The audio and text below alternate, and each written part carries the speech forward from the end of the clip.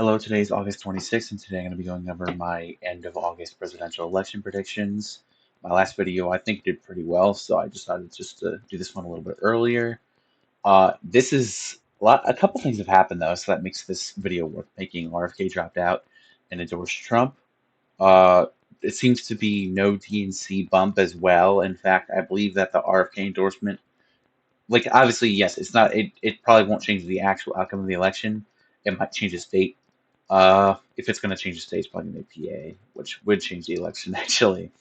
I'm just going to get into it. So North Dakota, the color I have on here obviously is dark blue, which is safe blue or whatever you want to call it. I call this the safe blue, and that would mean 15% or more. So if the final result would be Democrats win here 60 to 40%, which obviously won't happen, they would have a safe win in North Dakota.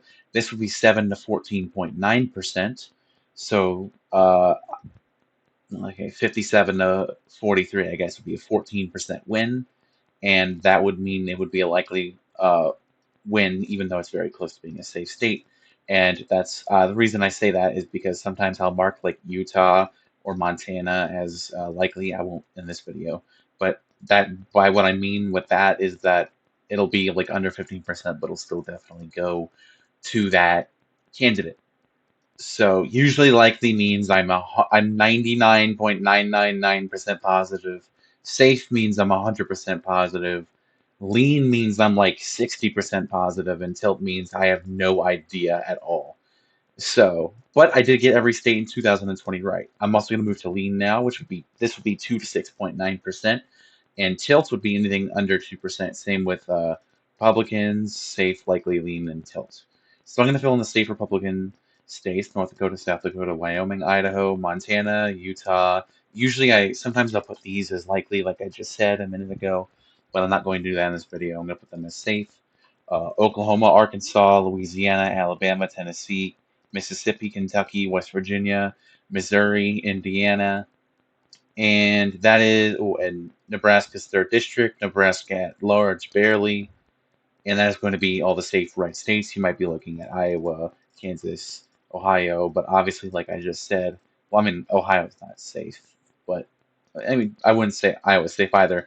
Okay, better example would be Kansas and South Carolina. While those are basically safe Republican states, I think it's important to get things exactly right on how I think they're going to go, because the reason I want Kansas to stand out on here is because it is one of the fastest shifting blue states, along with Nebraska and Alaska and Utah and Texas. Those are like the five fastest blue shifting states in the country. And with Republicans, obviously they're mostly up here in the Rust Belt and New York, and based on registration numbers, California. But I don't know if I believe that. The reason I want to make this video today is I believe registration numbers for August are also coming out soon. But I also just wanted to crank out a video. I think that my last video did extraordinarily well. I haven't had a politics related video get over 3,000 views.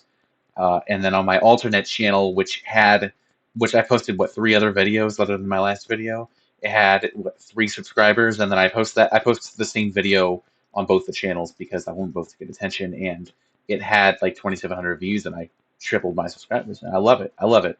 So hopefully that continues. I'm going to move in some of the the likely Republican states as well, which, like I said, South Carolina, which usually doesn't really budge much. Like, there's no clear trend on how South Carolina is moving. It's just been around the 10 to 15 point margin since like 2008. Actually, since before, like, it's been under 15 points pretty much every year since the 92. I think Bill Clinton had a competitive in 92, 96, 2000, 2004. I don't think they were over 15%. One might have been 2004, if any of them. And then 2008, it was 8 or 9%. And I believe it was like 11% in 2012. And then I think 14 in 2016, and then back to 11 in 2020. South Carolina is just not budging at all. Sorry, I didn't mean to put Kentucky as likely. I meant to do Kansas, and obviously, yeah, Kansas. Like I said, out of all the red states that shifted from 2016 to 2020, it ties with Nebraska as the fastest shifting blue state in the country, even more than Utah did, more than Alaska did, surprisingly, even though Alaska, obviously 2022 Democrats had a congressional pickup there.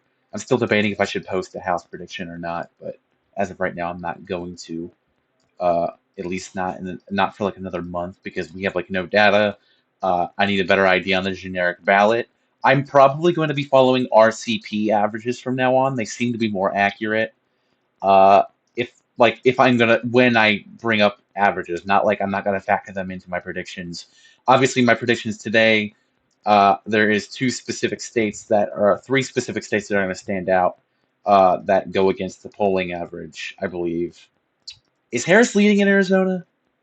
I can't remember. I know like the recent numbers have her winning, but I'm not sure. Okay, well you'll see the final prediction. I'm also going to put Alaska in the basically safe Republican state, but technically not there. Obviously, we saw what happened in 2022 with this seat at the at-large. The primary result that just happened in Alaska actually had Peltola getting over 50%, even though it was an all-party primary. I think it was barely over 50%, and that was the day after, so it could have fell a little bit under, but the only way Republicans would win would be to get a couple percent of Peltola flips from now to November and combine 100% of the two candidates that ran in the jungle primary or whatever you want to call it. Uh, yeah, Alaska basically has a organized version of Louisiana's primary or Louisiana's election. All right, Hawaii. I'm going to put Hawaii there for Democrats. Washington, California, Illinois. Sometimes I put Illinois as likely just to fall like 14% range. I'm going to put it as safe this time. New York, Massachusetts, Rhode Island, Connecticut, Vermont, Maine's first district, Maryland, and DC. So it's 156 safe seats for Democrats and 106 safe seats or safe electoral votes for Republicans. And we're going to move to likely Democrat, which is New Jersey and Delaware, Maine at large. That should be no surprise to anyone. I think Harris is up 17 on the last poll here. She's not going to win Maine by 17. If she does win Maine by 17, she could very well win Maine's second district, which, funnily enough, with the map I'm about to provide everyone, if Harris won Maine's second district on top of my prediction here, Tim Walz would actually be the vice president. So that'd be pretty interesting. Maine's second district, I'm gonna put as lean though. I'm just gonna put that out there right now. Harris is leading here, but like I said, I got every statewide result in 2020 right, but I technically did not get this specific electoral vote correctly in Maine's second district, which really was frustrating. And I feel like I should have paid attention more to Maine's second district, but it was just not on my radar. I'm also gonna put New Hampshire is likely Democrat. Colorado, New Mexico, Oregon, obviously, are pretty safe Democrats, just not, fully up there yet. So Republicans, I'm gonna list some things Republicans are pissed about. I'm also filling in Iowa and Ohio as likely red states. I think that should make sense. And I'm also going to put in Florida as a likely red state. Okay, so now I can say what people are pissed about. Republicans are pissed about that I didn't put Texas in at likely red. Democrats are pissed off that I didn't put Florida as a competitive state. They're also pissed that I don't have Virginia as likely anymore. And Republicans are probably pissed that I don't have anything else for Republicans. Maine second district are probably pissed about. Oh, my bad, my bad. If they Maine Nebraska first district is also likely R.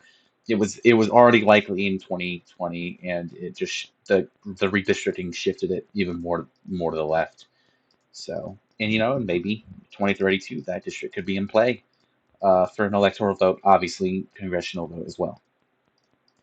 Uh, okay, so obviously I have one more likely state to put in, but it falls under the category where that any party can still win it, so it's barely likely. It's not really the likely state that I put under the 99%. I put it as like I'm 85% sure Democrats will win Minnesota. There's no reason they should lose it, but there's definitely a chance. And I made a whole video about that also got a lot of views for me. And a lot of it was just people going in to complain and whine and bitch that I didn't have Minnesota as a. They either went and watched the video and complained that they said that I clickbaited them, And the other bit of the video was, you know what? I don't know. There's no point. There's no point in going over that. You want to watch it, you go watch it. Go to the comments. It's ridiculous. But yeah, these are the states that I think any party can win right here, even Minnesota right here. These are the states in play. 1, 2, 3, 4, 5, 6, 7, 8, 9, 10. So obviously there's three states here that are not really in play. Minnesota, Virginia, I'm gonna put in as likely still, even though Harris is only up three here consistently. And Texas, which I'm going to put in as lean Republican. I don't need to explain my reasoning was lean Republican in 2020. I don't think it'll shift that much more towards Republicans this year. I think in general, the clear, obvious trend in Texas is that uh, it is going blue. Probably by 2032, that would be the year I'd say it's an electoral flip. In which, if that happens, there's pretty much no way Republicans can win because that would mean Democrats cannot win any of these other states right here on this map in 20. Well, I mean 20. I mean probably because they might be able to win like Nevada because the electoral college shift is currently hurt Democrats quite a bit. So obviously, in the end, it's going to positively impact Democrats. I think because they're going to be doing better in like Texas. That they could win Texas this year. The most I see them winning Texas by is 2.4%. I'm not really saying it's in conversation. I give Harris like a 6% chance of winning Texas. I shouldn't have spent this much time on it because I know I'm either getting people's hopes up or pissing them off that I said Texas is in play. It's really not an area where Harris should think about campaigning in. Obviously, for Democrats, they'd be ecstatic to win in Texas, especially in the Senate race, because if they win in the Senate race, there's a good chance that they keep 50 seats in the Senate, and that is 100% possible. All red. I don't know if anyone knows but that's the. I don't know. I know some people here know that all red is the Democrat running against Ted Cruz this year. Uh, we are barely getting data here, but every poll that comes out, it's getting closer and closer. Last one was within margin of error of all red winning that race, and that's why I made a video saying that even though Montana and Ohio or no, that Montana and West Virginia are 100% flips and Democrats, the only path right now that I think that Democrats have to the Senate is only two of them because they're definitely losing West Virginia. They need to hold on to all the other seats they have in play, or they could give up Montana and get Texas. That's it. The only three seats that but all parties should be looking at is Montana, Texas, Ohio. Republicans should be looking at is there a single other Senate seat Republicans could be looking at? Maybe Nevada. Uh, Actually, what's interesting, Gallego in Arizona just got an endorsement from the Arizona Police Department, APA or Police Association, whatever it's called. And what I think is funny about that is that they just endorsed Trump as well. So they didn't really explain in the endorsement letter, but I just thought it was pretty interesting. Uh, and that does also lead me to, you know what? I'm gonna make Arizona lean blue. I've been making it tilt blue or tilt red all year long, or I guess all like these last 2 months when I started coming back long. And I have Arizona. I think Harris is gonna win here by like 2.5%. That falls directly on par with how Mark Kelly won in 2022. No, he won by more. How he won in 2020, how Kirsten Sinema won in 2018, and I believe how Carrie Lake, or did she win by less? Carrie Lake might have, no, Katie Hobbs, I meant, must have won by less, probably. Okay. So the next, is there any lean? Okay. The next lean states I'm going to have are Michigan and Wisconsin. Those should be pretty easy for Democrats to win, especially Michigan. I don't know if anyone knows the poll sponsor American Greatness, but they usually poll like 5 points Republican and 5 points more Republican than almost any other pollster, along with Red Eagle Politics. And that actually had uh, Harris leading in Michigan by like 4 anyway. So obviously that's not how polls work. They're more accurate than they were in 2020. And the only reason I'm telling you that is because 2022 had very accurate polls. So I will take into account polls like 30% in my decision. Obviously, if I see Harris leading in Indiana 20%, 100 times without Trump up once, I'm going to say that she's probably going to win Indiana for whatever reason. Obviously she's not going to win Indiana. It's not going to be close, but that's just as an example that about how much I give into the polls. Like I need to see consistent data, and that's one thing I haven't seen in Pennsylvania. I've seen Harris up one, down two, up three, down four, up two, down three, constantly. Pennsylvania is absolutely in play for both parties, and I think if Trump wins Pennsylvania, there's a very good chance he wins. If he wins Pennsylvania, Harris needs Arizona, Nevada, and one of either Georgia or North Carolina. I am giving Trump Pennsylvania for the first time in a while. I think actually the first time. No, did I give did when I started doing my predictions again in July? I think I might have given. I think I might have given Trump Wisconsin and Pennsylvania, but I'm giving Trump Pennsylvania at this moment. I think Wisconsin and Michigan are a little more to the left than PA. Obviously, that should be obvious. The only I think a good way for Harris to win is focus on Casey's reelection and try and talk to his voters because there's a lot of cross party for Casey. I'm sorry if you hear talking in the background. So the next state I'm going to do is Nevada, and I'm giving Nevada a tilt Democrat lean right now. I keep changing it back and forth. It is the most confusing state. Obviously, I'm pretty positive about the results of every other state besides Nevada and Arizona. Arizona, I'm more confident about. Nevada, I have zero idea. Zero idea. Polls here are so inconsistent, it doesn't matter. You have to go off of your hunch, and right now my hunch is Nevada is going to barely go for Kamala Harris. So, yeah. Oh, I'm really sorry if people hear that vacuum, but a lot of people just skip to the end anyway. I doubt people will move because of that. And Nebraska's second district, I'm also going to give to Democrats. This puts them at 268 electoral votes, which is why this title is said like this. So yeah, this election might come down to a couple hundred votes in Pennsylvania. I genuinely believe that it could come down to like 500 votes in Pennsylvania. That's 100% within realm of possibility. But I'm giving Democrats Nebraska's second district. I've been debating about putting it as likely. That is how much Biden won by likely.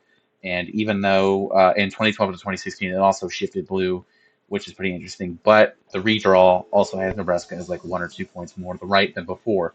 I'm surprised they didn't try and gerrymander the hell out of Nebraska's second district because of how important that is. Because obviously there is tie scenarios where if Republicans had Nebraska's second district, they would keep JD Vance. Although I feel like, oddly enough, no, I don't know. I'm not even gonna say that. Don't give anyone ideas, whatever. And I'm gonna give these two states a very stern talking to. What the fuck is going on, guys? Georgia, North Carolina. What is happening? North Carolina, Harris is up consistently, and yes, I know that technically this Biden was also up 2/3 of the time in North Carolina. But like I said with my reasoning at Pennsylvania, it's shaky. Harris does not have consistent supportive numbers in here, even though most of the polls have been Republican internals and she's barely down. It is shaky back and forth, and I don't trust it. And usually with Donald Trump, you don't trust something, he's going to go ahead and win that state. That's what happens. That's what happened in Ohio in 2020, where it was shaky back and forth. Same with Iowa. Same with Texas. For July, at least, it was pretty back and forth. And same with North Carolina, back and forth. Same with Florida, back and forth. Georgia was the only state that went back and forth that actually went blue, and that's extremely lucky for me because that's the only one of those states that I also had going blue because I just got all those states right in 2020 because I'm a goat or whatever. But I'm going to put Georgia as tilt Republican as of right now, which leaves it up to North Carolina. But for Georgia, I don't know what's going on. Brian Kemp here seems to fully endorse Trump, despite the fact that Trump keeps going to Atlanta, calling their citizens garbage and underclass citizens, and then cheering for him. Georgia loves being talked like they're dogs. Like Georgia has no self-respect, as far as I'm aware. Not a single Democrat could go to Atlanta and start calling them horrible criminals and saying that their whole state is poor and everyone hates them. Like this is literally what Trump does. I mean, not literally, but effectively what Trump does when he goes to a rally in Atlanta or he goes to a fundraiser in Chicago or like people are getting shot. The blacks are killing each other on levels we've never seen.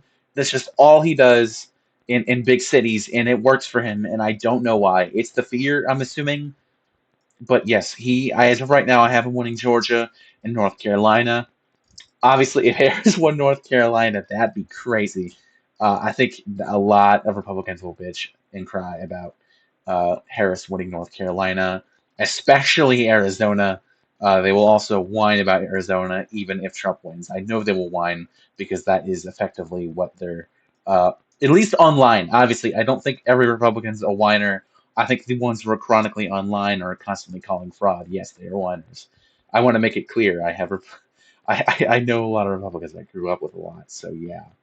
But yeah, this is going to be the closest election I think since the year 2000, uh, which apparently Gore actually had like 500 more votes in Florida when they did the final count after the Supreme Court ruling. I just want to mention that for people to look into that because I actually have no idea, but that's what I heard, that's what I saw. So if someone can verify that for me, I'd be really interested, and it would help me. That'd be pretty cool.